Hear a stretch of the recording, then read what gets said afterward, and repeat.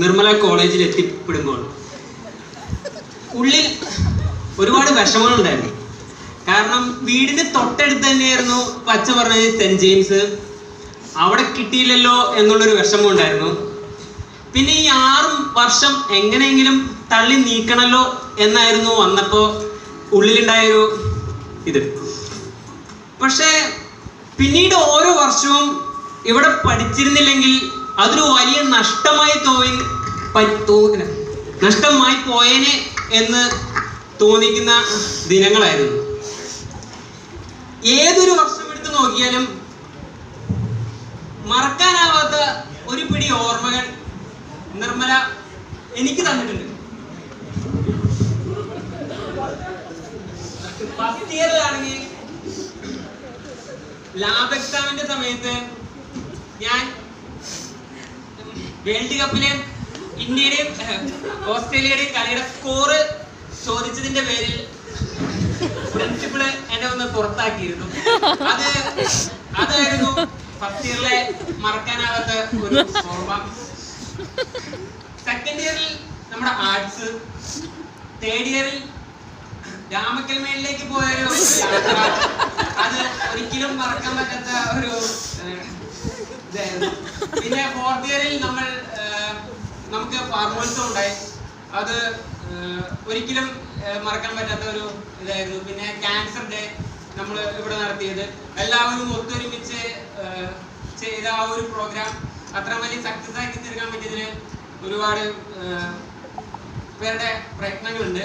പിന്നെ fifth ഇയറിലെ project, അതും മനസ്സിലൊരിക്കലും മറന്നു പോകില്ലാത്ത ഒരു ഓർമ്മകളാണ്. പിന്നെ ഇപ്പോ സിക്സ്ത് ഇയറിൽ അൺഎക്സ്പെക്റ്റഡ് ആയിട്ടാണെങ്കിലും കൊറോണ വന്ന് നമ്മുടെ ഇന്റേൺഷിപ്പ് ഇങ്ങനെ ഒരു ഇതിലെത്തിയതും എല്ലാം നമുക്ക് ഒരുപാട് ഓർത്തിരിക്കാനുള്ള മെമ്മറീസ് തന്നിട്ടുണ്ട്. പിന്നെ ഈ കോളേജിനെ കുറിച്ച് ഓർക്കുമ്പോൾ കോളേജിന്റെ ഉള്ളിലുള്ളതിനേക്കാൾ പുറത്തെ ഈ നിർമ്മല കുന്നാണ് ഏറ്റവും കൂടുതൽ എന്നെ ആകർഷിച്ചിട്ടുള്ളത്.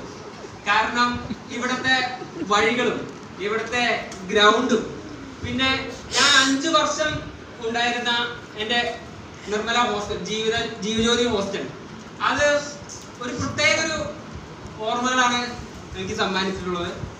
പിന്നെ ആദ്യത്തെ ഫാം ഡി ബാച്ച് ആയിരുന്നപ്പോഴും മറ്റ് ജൂനിയേഴ്സിനെ അപേക്ഷിച്ച് എന്തും പറയാനും എന്തും ചോദിക്കാനുള്ള ഒരു പ്രത്യേക സ്വാതന്ത്ര്യം നമുക്കുണ്ടായിരുന്നു എന്നാണ് എനിക്ക് തോന്നുന്നത്.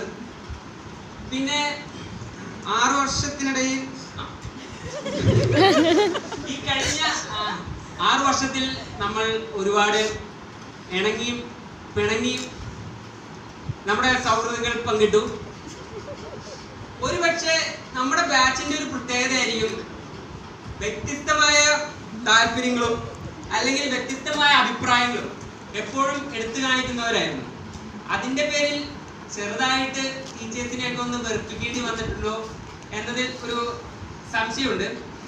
പിന്നെ ലോകത്തിനാണെങ്കിൽ നമ്മള് ഇത്രയും നാളെ എപ്പോഴും ചെല്ലുന്നത് ഞങ്ങൾക്കൊന്നും കിട്ടിയിട്ടില്ല, അല്ലെങ്കിൽ ഇതെന്തെങ്കിലും നടത്തി തരുമോ, ഇതൊക്കെ ചോദിച്ചിട്ടാണെങ്കിൽ നമ്മൾ എപ്പോഴും അച്ഛൻ്റെ അടുത്ത് ചെല്ലാറ്. അതിന് അച്ഛന് വിഷമമൊന്നും ഉണ്ടാവില്ലെന്ന് വിചാരിക്കുന്നു.